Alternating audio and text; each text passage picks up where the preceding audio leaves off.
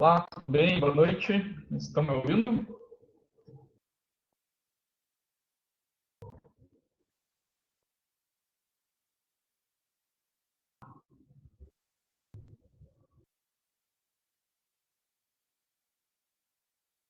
Então tá, pessoal. Hoje a aula será sobre climatologia, né? E vamos dar início à aula. Peço que vocês coloquem nas notas compartilhadas o nome de vocês e idade, tá? Para que assim seja computada a presença.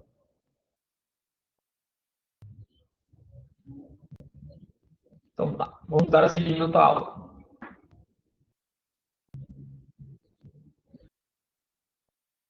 Aqui um sumário com os temas que serão abordados, tá? A gente vai falar sobre atmosfera, circulação geral da atmosfera, massas de ar, umidade, climogramas, tipos de clima e o Brasil está.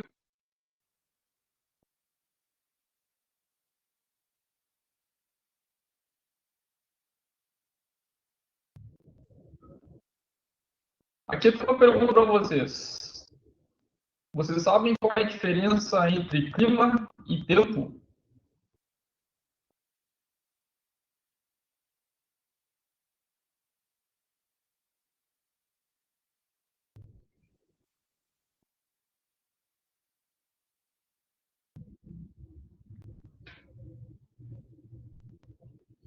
É, mais ou menos isso. Então,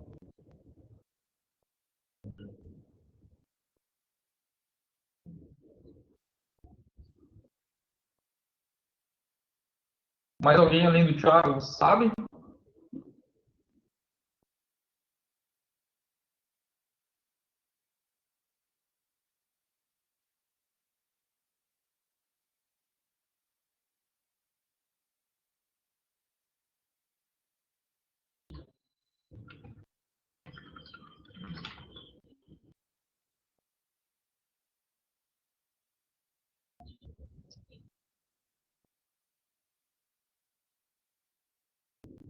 Bom, vamos aqui então à resposta, tá?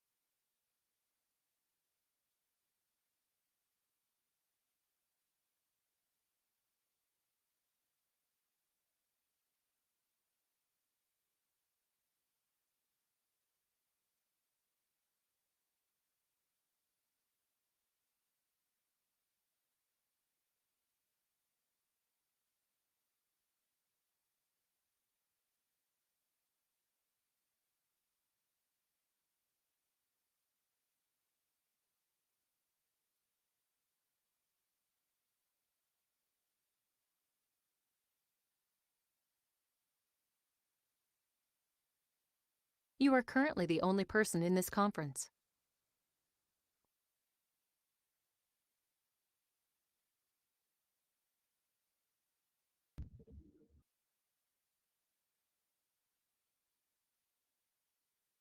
Opa, voltei. Vocês estão me ouvindo aí?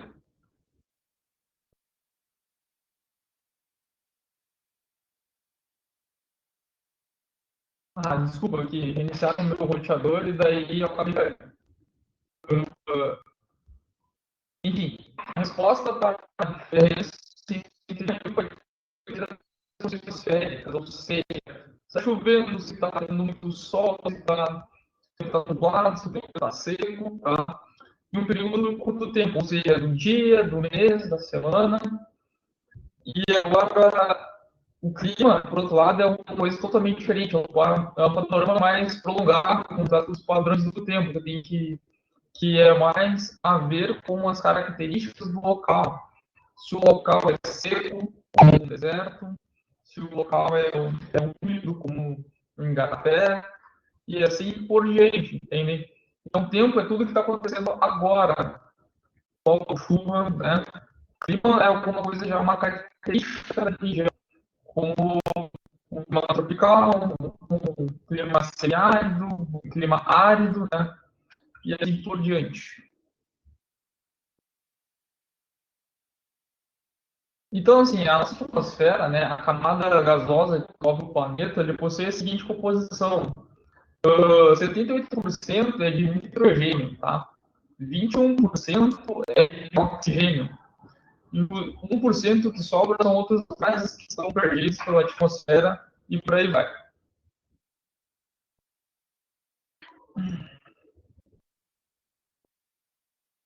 Então, a gente tem as camadas da atmosfera, que tem tem a troposfera, né, que é a parte que nós respiramos, né, onde o oxigênio está, e depois logo acima tem a estratosfera, né, que ali se encontra a nossa camada de ozônio, né, que é em torno de uns 40 quilômetros de altura, passando para a mesosfera, né, depois chegando à termosfera, por último, a nossa exosfera, que é a parte mais externa da nossa atmosfera, né? Que colide com o espaço, né? Passando da exosfera, a gente já está fora de órbita da Terra.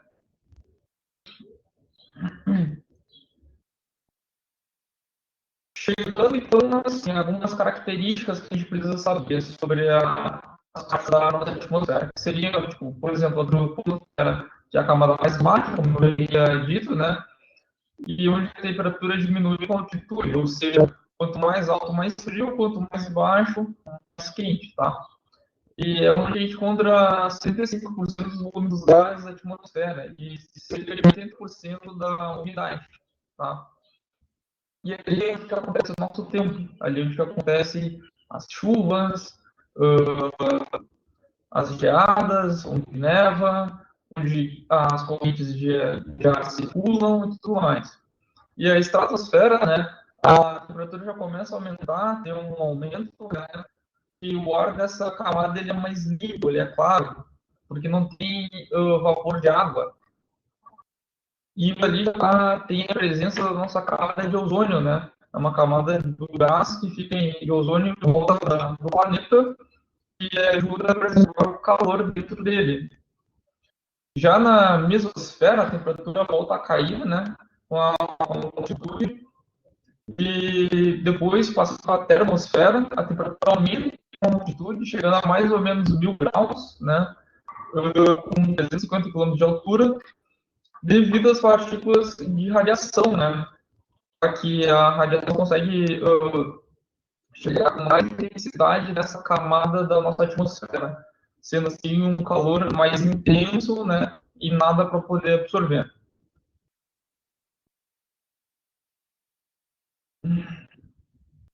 Carregar aqui o slide.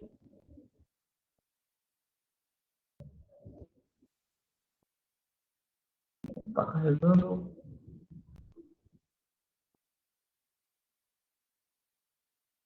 Foi. E a gente observando essas camadas, a gente consegue notar que existem certas características do clima, né, para que seja formado. Os fatores modificadores que a gente tem que saber que são a temperatura, a umidade e a pressão atmosférica. Tá? Esses três pilares eles formam o clima que a gente está situado. Né? Se tem massa de ar litorânea, se tem massa de ar continental, seja numa altitude alta, numa baixa ou alta latitude, né? Se a gente está na parte marítima, se tem vegetação, e por assim por diante. São vários fatores que formam o nosso clima. E aí a gente tem que saber o que é elemento climático e o que são fatores do clima, tá? Os elementos climáticos são os que compõem o clima, ou seja, a altitude e a latitude são elementos que compõem o clima, tá? Os fatores climáticos são aqueles que afetam os elementos climáticos, ou seja, são fatores que, com sua presença ou não, alteram o clima, como o mar. O mar é um fator climático. Ele altera o clima se ele estiver no presente ou não.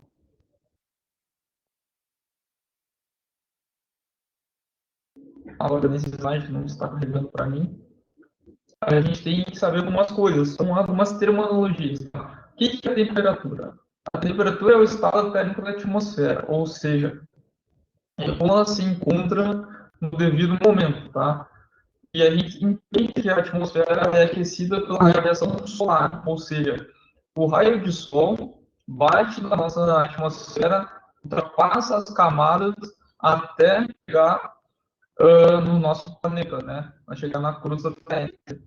E depois, esse mesmo raio de sol é refletido pela crosta e volta para o espaço. O que acontece? Quando a gente tem a nossa camada de ozônio, essa camada ela faz com que o calor presente em nossa atmosfera fique dentro dela por mais tempo, assim gerando uma estufa, né? Ou seja, o calor da Terra fica dentro dela durante mais tempo, sem que raios batam no nosso planeta e voltem, né? Aí deixando o planeta quente. A gente tem que entender também o que é amplitude térmica, tá? É a diferença entre as temperaturas máximas e mínimas, coisas diárias, mensais e anuais. Ou seja, é muito comum aqui para a gente no sul, quando o dia começa com 8 graus, né? E depois foi a 21 graus, tá? Teve uma amplitude enorme, entre de 8 a 21. Então, isso é mais ou menos a nossa amplitude térmica. Qualquer dúvida que vocês tiverem, é só digitar aí no chat que eu paro a explicação e resolvo as dúvidas para vocês, tá?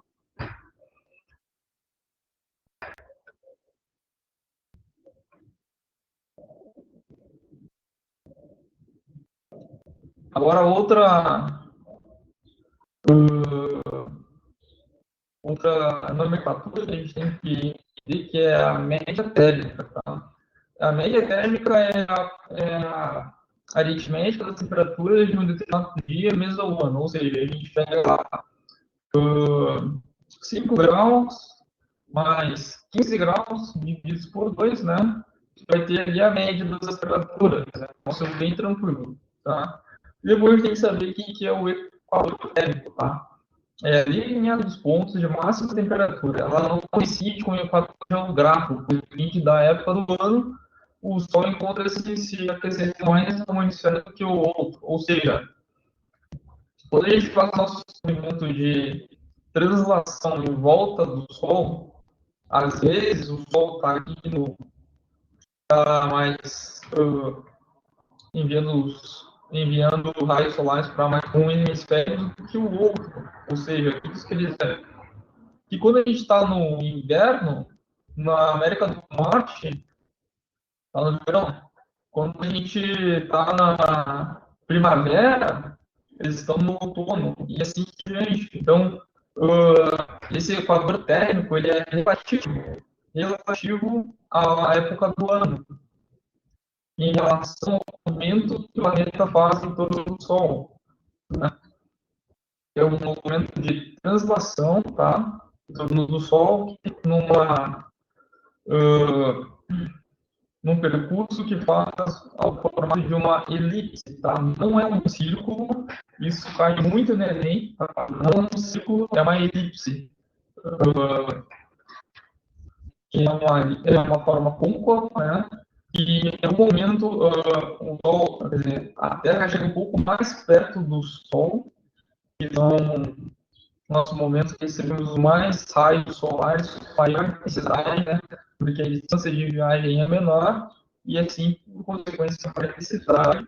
E quando estamos em uma outra fase da elipse mais afastados do Sol, pelo deslocamento é um pouco maior que em menos intensidade.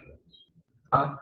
E a nomenclatura abrevada para esses momentos é quando a gente está perto do Sol, se chama periélio, tá? E quando a gente está longe do Sol, se chama afélio. São nomes assim chatos, mas que tem que saber, é coisa que está no Enem, e é conteúdo que cai necessariamente. Quando aqui eu agora para esse novo slide, que ainda não vai me colocar.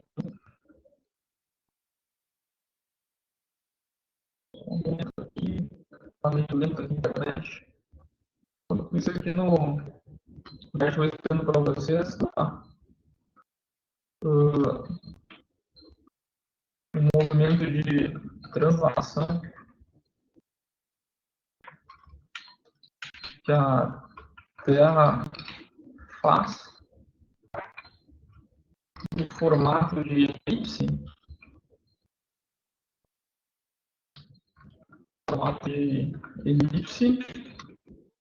quando estamos mais perto do Sol, chamamos de periélio.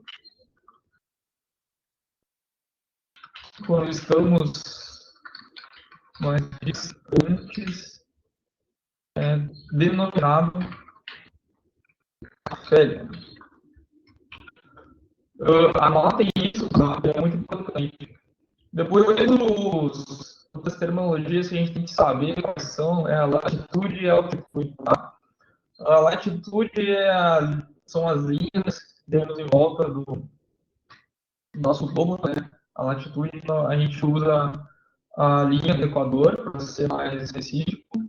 E quanto maior a latitude, menor será a temperatura e vice-versa. A região intertropical, os raios solares incidem de forma vertical ou perpendicular. Tá? O que quer dizer? Que quando a latitude for maior, o Sol não vai bater com muita força, ou seja, não vai estar quente. Quando a latitude for menor, né, quando a luz solar vai bater num ângulo de 90 graus ou num ângulo de mas quase reto, tá? Agora, na parte dos polos, eles incidem de maneira oblíqua, por exemplo, que as temperaturas sejam menores, ou seja, não deve só no polo norte nem no polo sul, por isso que ela está gelada, né? Por não ter tanto calor e não haver o degelo das geleiras, tá? Aí, quando a gente fala da altitude, né, a gente está localizado atualmente na troposfera, né, que é a camada mais interna da nossa atmosfera. Então, o que isso quer dizer? Que mais alto a gente tiver, mais frio vai estar. Então, a cada 180 metros, média, vai cair 1 grau, entendeu? E por isso que nos cumes das montanhas é congelado, porque a temperatura lá é baixíssima. Tá? E além disso, tem outra coisa que ocorre é que é o rarefeito, ou seja, o ar ele tem menos quantidade de gases, né, o oxigênio para ser exato, e menos quantidade de umidade. Então é muito difícil de respirar. Para que seja algo tranquilo para nós, seres humanos, respirar, tem que ter um ar brevemente úmido, né? As nossas vias aéreas são sensíveis e com 80% de oxigênio médio. Mas chegando nessa parte aqui, mostrar uma imagem para vocês, não carregando ainda, a gente vai ver sobre a continentalidade e maritimidade. O que isso quer ver? Tá? Continentalidade fala de frente, continentalidade fala de mar. O que é isso? Vocês sabem, né? A nomenclatura já diz. É uma componente climática determinada pela diferença de calor e condutividade entre a Terra e a água. O que isso vai falar? Tá? Em relação ao contraste de verão e inverno, tá? HN é hemisfério norte, HS é hemisfério sul. Tá? O que acontece aqui? O continente fortalece a maior temperatura. O que quer dizer? Que quando está quente, aquece mais rápido e quando está frio, esfria mais rápido. Tá? Já o oceano, ele já se sobrepõe. Ou seja, o que isso quer dizer? Que tem uma cidade localizada perto do mar ou algo assim, quer dizer que a temperatura não vai variar muito, independente se for inverno ou verão, né? Com águas em torno, não deixe que a temperatura varie. Tá? Ou seja, o efeito de maritimidade faz com que a amplitude térmica seja menor quanto mais próximo do mar ou se encontrar. O efeito de continentalidade faz com que a amplitude térmica seja maior. Quanto mais o local se encontrar dessa forma, podemos afirmar que ele serve como um regulador de temperaturas das cidades litorâneas. É por isso que todo mundo foge no verão para o mar. Por quê? Porque é um treinamento. Tanto calor.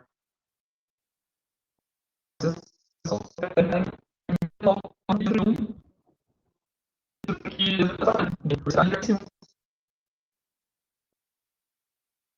muito rápido, não tem o valor antecipado em toda a.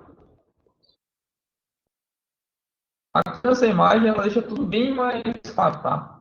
É algo bem tranquilo de se entender. O oceano ele tem uma fácil penetração, tá? O calor facilmente penetra na água, tem um aquecimento lento, porque são grandes quantidades de água, tá? E que acaba se misturando entre a água fria e a água quente, tá? Porque normalmente o que acontece? A superfície da água aquece, mas embaixo tem uma água mais gelada. O continente é totalmente diferente, tá? É difícil penetração, o aquecimento é muito rápido, porque só tem que aquecer uma breve superfície e não há mistura de temperaturas. E a consequência disso é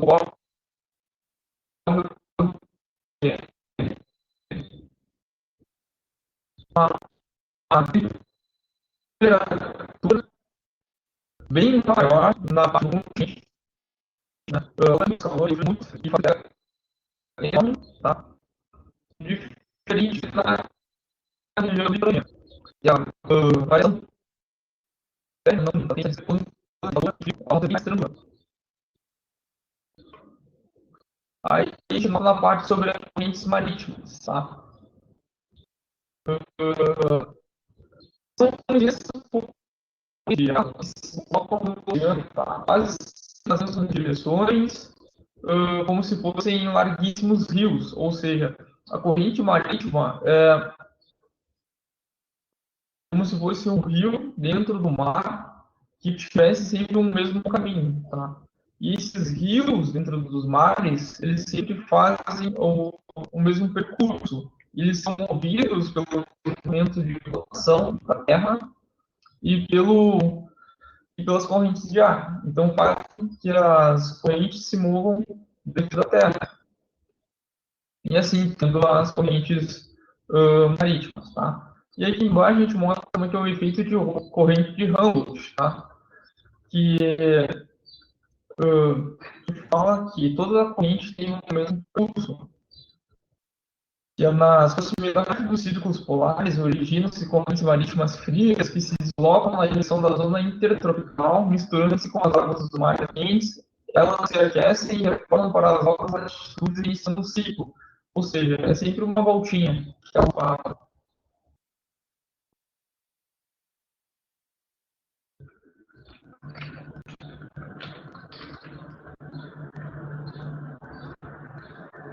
E aí a gente tem que notar outra coisa, a pressão atmosférica, tá? É a força que o ar exerce sobre a superfície terrestre. Essa é a força relacionada à força da gravidade que a Terra possui. Pode modificar-se com a temperatura e a altitude. O que isso quer dizer? Que a pressão atmosférica é todo o ar acumulado sobre a nossa superfície. Todos os gases, todos os componentes que a gente tem na atmosfera são puxados pela força gravitacional do planeta. Ou seja, todo mundo fica todo mundo fica sobre essa força gravitacional e ocorre, então, essa pressão atmosférica, que é os gases forçando, né, enfiando para baixo contra a superfície da Terra. E a gente chega na parte de altitude, tá?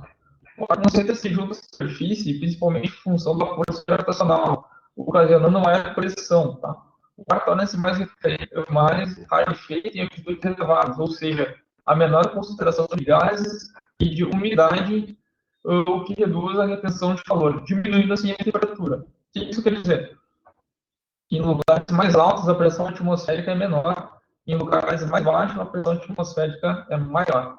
O que faz muito sentido, tendo em vista que tem um espaço para a área atmosférica nos lugares mais baixos, diferente de uma montanha, que não tem tanto espaço para haver essa pressão. Aí nessa imagem a gente tem a noção do que é a pressão atmosférica, tá? Em lugares mais baixos, a pressão atmosférica é muito maior, tá? Porque as moléculas ficam todas agrupadas em um espaço maior e ficam fazendo maior força em virtude da gravidade. Mas a pressão atmosférica é menor em lugares mais altos. Por quê? Porque tem menos moléculas de ar, porque há menos gases, como oxigênio, há menos umidade, né? Há menos, tem menos água no mar, quer dizer, tem menos água no ar, né? E dessa forma tem uma pressão atmosférica menor.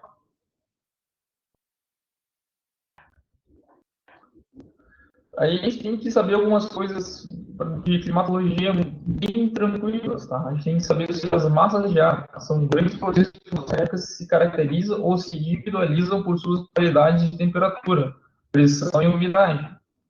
Adquirindo nas suas áreas de origem, as massas de ar também se deslocam das altas para as baixas pressões. O que isso quer dizer? Quer dizer que cada massa de ar tem sua origem, tem sua característica, e como características são o quê? A temperatura, pressão e umidade. Origem, claro, tá? Quando a gente fala das massas de ar, a gente fala das massas equatoriais. Essas massas equatoriais são de origem do Equador, tá? Elas se formam quando são marítimas, elas se formam no mar, e são quentes e úmidas. Quando a gente fala da massa de ar equatorial continental, elas se formam sobre os continentes nas proximidades do Equador, que são geralmente quentes e úmidas. A gente fala de uma massa tropical, ou seja, são aquelas massas que se formam perto dos trópicos de Capricórnio e trópicos de Câncer. São essas massas marítimas que elas se formam nos mares, tá? Eles se formam em baixas e médias latitudes, são quentes e úmidas, tá? Provocam chuvas por onde passam, ou seja, uma massa de ar bem quente, com água nela, e por onde ela for passar, ela vai chover. E quando essa massa tropical se forma no continente, tá? Elas são massas quentes e secas. Por causa da ausência da água, ela se torna uma massa seca, não com muita umidade. E assim ela leva um tempo quente e limpo para onde se desloca, ou seja, vai limpar todo o tempo por onde passar. Quando nós falamos das massas polares, ou seja, que são formadas nos polos, Polo Norte e Polo Sul, quando ocorrem na parte marítima, elas se formam no mar, que são em altas latitudes, ou seja, quanto maior a latitude, mais frio, menor a latitude, mais quente. Essas próximas polos são frias e úmidas, tá? Elas levam chuvas e frio, ou seja, por já estar no Polo Norte, no Polo Sul, por já ser frio e com a característica de se formar perto da água ou na água, ela vai a umidade e o frio. Mas quando ela se forma no continente, tá? Elas são frias e secas, ou seja, só levam frio. Então, basicamente, é só associar, tá?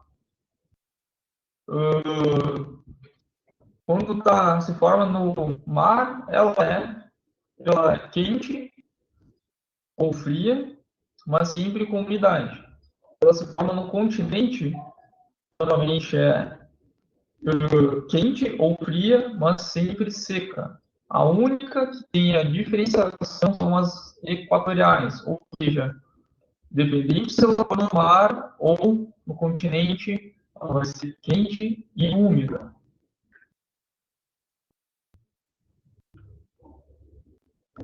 Aí, quando a gente fala da umidade, né, é a presença de vapor de água na atmosfera, tá? Proveniente da evaporação e por transpiração na atmosfera.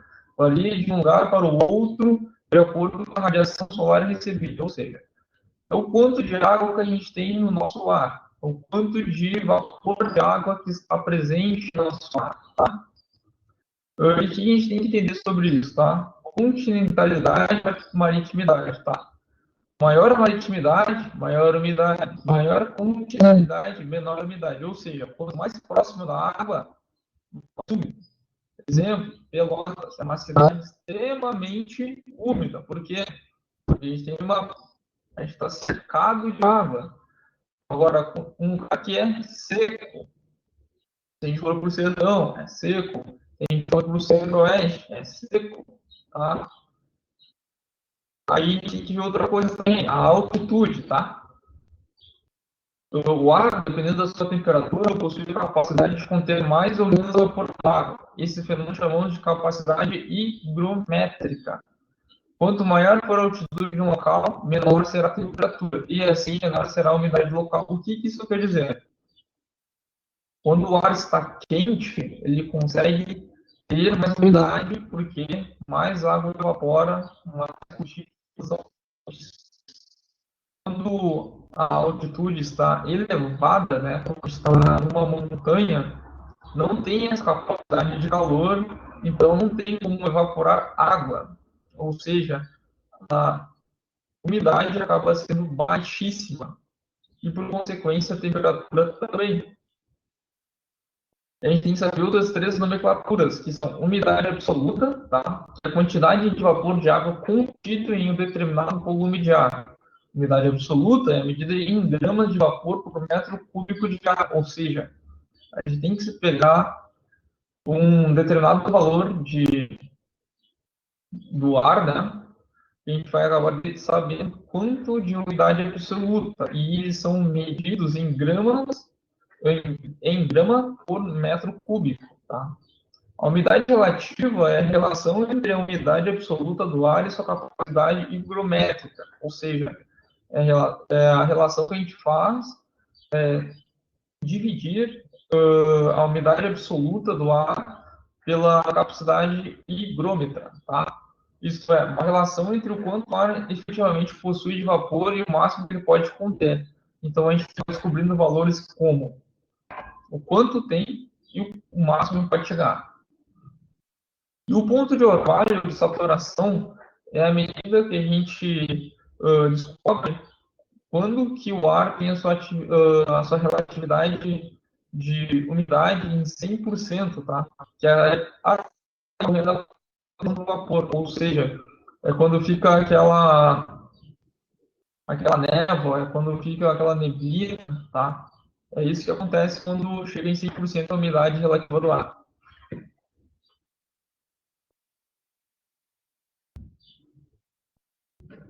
Aí a gente fala sobre precipitações, tá? As precipitações são o quê? Chuvas. Quais são os tipos de precipitações? Neve.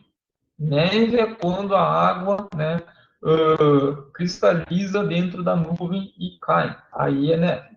O granizo é constituído quando a água se torna gelo, tá? E em forma devido às fortes correntes convectivas que realizam o transporte das gotas de água condensadas para as camadas mais elevadas, mais frias, onde ocorre congelamento. Ou seja, o que quer dizer? Quer dizer que quando a chuva, quando a nuvem, né, ela chega lá numa altitude altíssima, ela acaba congelando junto com o vento. E isso faz com que quando ela fica muito pesada, acaba caindo granizo, né? O granizo cai porque ela estava numa altitude elevada e pesou e acabou caindo. Basicamente isso. Diferente da neve, que é quando a nuvem, né, ela tem o seu vapor d'água interno dele, e a temperatura acaba se reduzindo, e dentro dessa própria nuvem, uma parte do seu vapor de água acaba congelando e assim precipitando neve. E, por consequência, a gente chega aqui os tipos de chuvas, tá? Uma chuva frontal é o quê? É quando uma massa de ar frio se encontra com uma massa de ar quente. Elas acabam se chocando. A massa mais densa, tá? Ou a massa menos densa, com a sua maior força, tá? Ela acaba gerando granizo e tornados. Aí, quando a gente chega numa chuva orográfica, tá? O que acontece? A chuva orográfica é quando uma nuvem chega até uma barreira natural, até uma colina, até um morro, até qualquer coisa que possa barrar ela, qualquer barragem natural, ela é tão pesada, mas tão pesada que ela não consegue ultrapassar essa barreira natural, que ela acaba precipitando, que ela acaba chovendo, tá? Isso acontece muito na serra. As nuvens não conseguem passar pela, pela serra, pelos cumes e acaba chovendo. Aí depois a gente chega na chuva convectiva, tá? Que é a chuva que é uma chuva mais tranquilinha, a chuva que a gente conhece, que a gente vê assim quase todo dia. O que é? É quando tem calor, a água do rio evapora, as árvores começam a transpirar, o vapor sobe, forma uma massa, uma nuvem, né? E depois acaba precipitando, acaba chovendo. Esse é o ciclo da evaporação da água que a gente já conhece. Aí a gente passa para uma parte mais chatinha, mais chata que as anteriores, que são os climogramas, tá? Os climogramas são gráficos que representam a quantidade de chuva, né? Que são as precipitações e a temperatura de uma localidade medidas por estações meteorológicas durante os 12 meses do ano. Ou seja, é um gráfico que fala o quanto choveu no ano, ou quanto choveu no mês, e a sua temperatura relativa. Aqui a gente tem imagem de um climograma, tá? E a gente vê quanto que choveu. Em janeiro choveu 250 milímetros. Em fevereiro choveu 210 milímetros, e assim por diante. E esses gráficos são usados para a gente ter uma noção de como é que foi o período de chuva durante o ano, conforme as estações. O que a gente pode notar? Que quando as estações são mais quentes, há mais chuva. Então, teve verão no janeiro, fevereiro, março e um pouquinho de abril, tá? Depois, houve o nosso outono, no final de abril, ali, início de maio, chegando julho indo para o inverno, né? Chegando aqui setembro, outubro, começando a primavera, no novembro, no dezembro, verão, né? E verão indo até fevereiro, março e depois diminuindo. Então, assim, quanto mais quente o local, mais chuva tem. E nesses meses. A gente nota isso por quê? Porque aqui tem as temperaturas, né? A gente nota aqui, ó, 25 graus em dezembro, chuva. A gente nota aqui 25 graus em janeiro, chuva. Mas a gente nota aqui menos de 20 graus no meio do ano. Então a gente sabe que isso aqui é outono e inverno, tá? E é bem tranquilo de se entender, mas são gráficos que aparecem em provas que são muito necessários.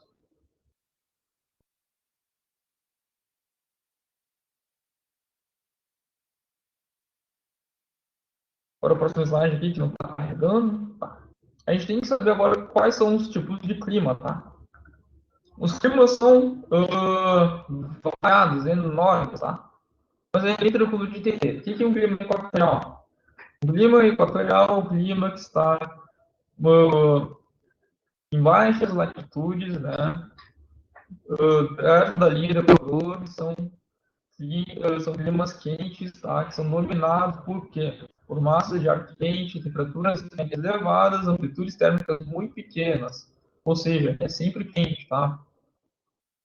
E a precipitação é sempre intensa e bem distribuída durante todo o ano, ou seja, chove o ano todo. Exemplo é a Amazônia, Acre, tá? No Pará. Aí um clima tropical. São localidades perto dos trópicos, trópico de Capricórnio, trópico de Câncer, tá? É um clima quente também, tá? Apresenta uma estação chuvosa e quente no verão, outra menos seca no inverno, ou seja, ele é mais temperado do que o equatorial, que é sempre quente. Isso aqui tem uma variação, tá? No verão, tem a atuação das massas de ar equatoriais, e no inverno, as ondas de massas oriundas de latitudes maiores, ou seja, no clima tropical tem massa de ar quente no verão e massa de ar frio no inverno. Mediterrâneo. O Mediterrâneo ele é semelhante ao clima tropical, né? Porém com um verão seco e com invernos chuvosos, ou seja, ele é contrário. O Mediterrâneo é o contrário do tropical, ou seja, o verão é seco e o inverno é chuvoso. Ele é tipo da Europa, ali na parte da Grécia, do norte da África e ali no oeste do Chile, tá? Agora, os climas desérticos eles são bem variados, se vocês forem reparar, tá? Porque são elevada amplitude térmica diária e sazonal. Índices pluviométricos são muito baixos e precipitação menor do que 250 milímetros ano. O que esse negócio está dizendo? Que tem amplitude térmica grande, ou seja, é muito frio e muito quente. Quase não chove e tem pouco rio. Ou seja, é um lugar seco, tá? Existem os desertos tropicais, né?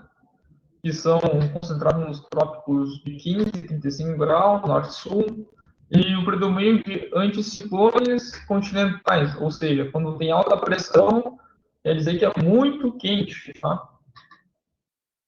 E desertos de costas ocidentais são costas do sul, da América do Sul, que é o deserto do Atacama, na África, que é o deserto de Kalahari, entre latitude de 20 e 32 graus. Ou seja, se a gente for traçar uma linha em torno do globo, né, que faria, a gente notaria que os desertos se encontram, ou seja, o deserto do Atacama, o deserto de Kalahari, na África, o deserto de Gobi, o deserto na Nova Zelândia. Então, todos os desertos estão numa linha. Então, eles se encontram com as suas latitudes. Aqui, como exemplo, o deserto do Saara, tá? O deserto da Líbia, Atacama, que eu já tinha falado. Aí, o que é um clima temperado? Gente, o clima temperado é um clima que tem todas as estações, ali certinhas, tá? Que é verão, inverno, outono, primavera e assim por diante. E um clima semiárido, né, subtropical, que é um clima que fica debaixo dos trópicos, tá? O clima semiárido é o clima do Nordeste E depois a gente tem uns climas que são frio ou boreal, tá? Amplitudes térmicas anuais elevadas, diferentes sazonais e insolação, tá? Frio de alta montanha, que é o clima das localidades mais altas, e o frio polar, que é o frio dos polos. Depois, chegando aqui no Brasil, a gente vê algumas coisas bem tranquilas, tá? O território brasileiro é tão grande que a gente tem climas diferentes dentro do Brasil. Já sabemos disso, tá? Então, a gente vai ver quais os climas que ocorrem no Brasil. Aqui a gente fala sobre algumas massas de ar que influenciam no Brasil. Tem aqui a massa de ar equatorial, continental, massa de ar equatorial marítima, massa de ar polar antártica, massa tropical antártica, massa tropical continental, são várias massas que influenciam no clima do Brasil. Assim, a gente acaba tendo climas como um clima equatorial, perto da linha de Equador, baixa altitude, né? Porque estava acontecendo calor. Um clima tropical, porque está perto dos trópicos, né? O trópico de Capricórnio, tá? Esse clima semiárido acabou ocorrendo por causa das correntes marítimas, tá? O clima tropical de altitude, né? Acabou ocorrendo por causa da grande altitude dessa localidade aqui, é cheia de morros altíssimos, tá? O clima subtropical, que a gente está debaixo do trópico de Capricórnio, que é o clima do sul. E, por último, o clima tropical litorâneo, que está no trópico e localizado no litoral brasileiro. E é basicamente isso a nossa aula de hoje, tá? Então, era isso. Muito obrigado por quem ficou até o final. Então, até uma próxima aula.